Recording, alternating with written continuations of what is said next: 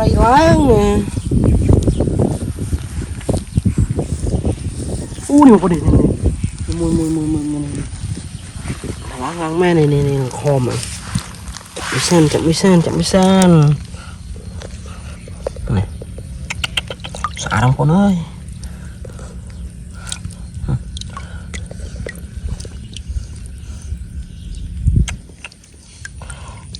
Môi.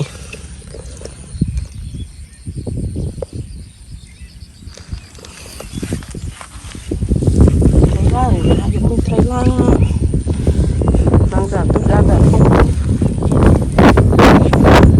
Này một gì này. Bọn đi mượt trong khơi. Tại vì đang có hòm á. Một trời trong khơi trời bọc mày. Mê điện. Cô bong rồi này. Mình cho tập cắt này. Tập cắt hai.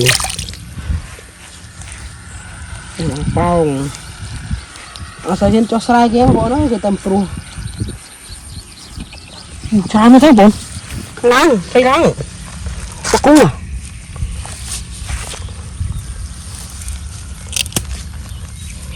Sao người ta mà cú? Ui cú. Như chấm mối này hả? Mau đi nhỉ? Chấm mối hả? Chấm mối không biết hả?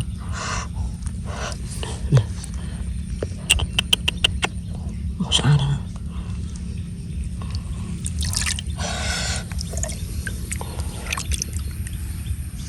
Buồn.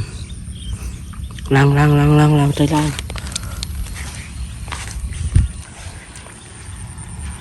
Đi. Mới chết. Điên đây. Con kép ấy. Cọp. Nè, bọn này sẵn.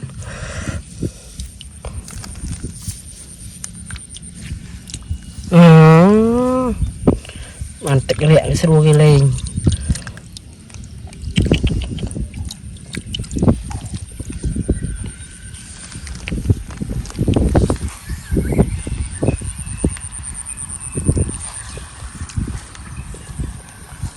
Này, đi mới thiệt. So mượt khá nhỉ.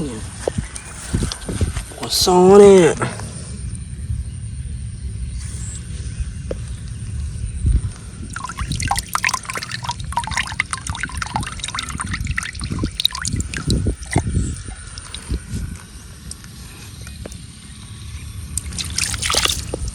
Sạch ha.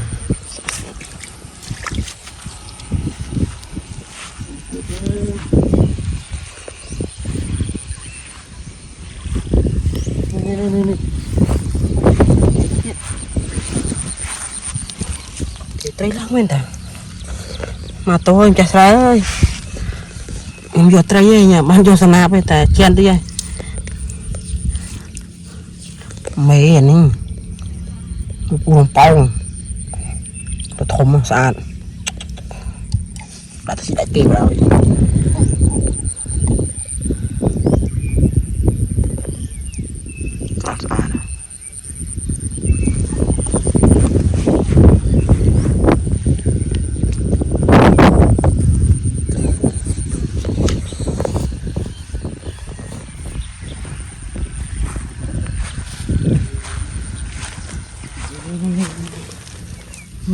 Nih.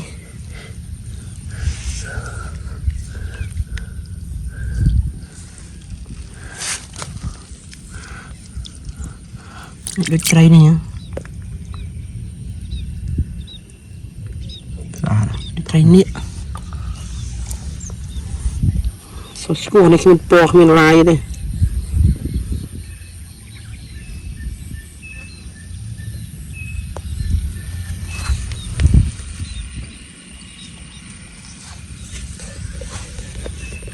Sài tụm pro hỏi liền cái tray rồi.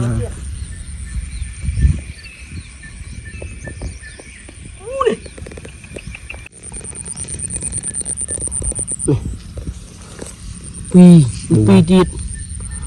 Còn nó xả ra nhỉ thông này. Thôi nó bị hai lên xả rồi mà.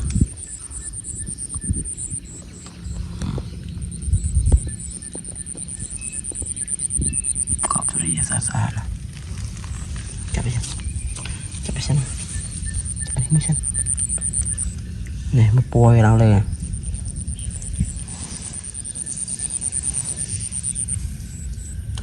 anh tụt chắc mấy mũi mau úp rắm à trên mông tiệt ạ nè lấy bầy lấy pí lấy mồi ạ chậm mình pí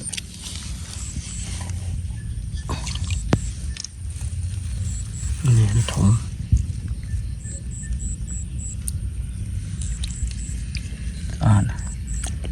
buông đập nha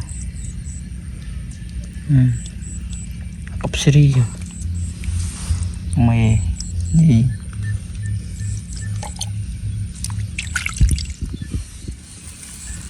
lên mới đi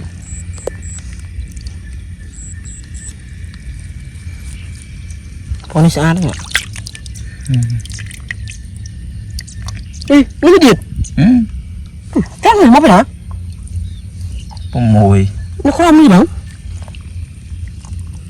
con mê nhưng vậy smile sao nó không smile này ủa này pu đông bảo hả chết con này đây này chết rồi chết clear vậy chết nha hello boy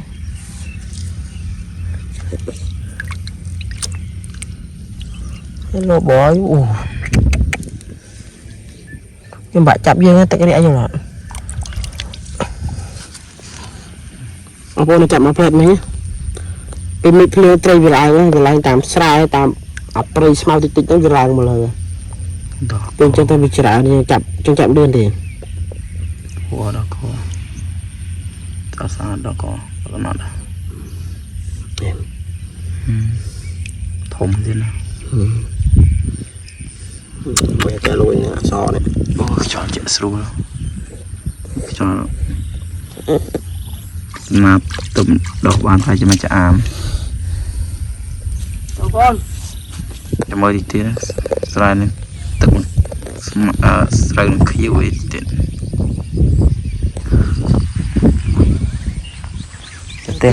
tê cầu hôn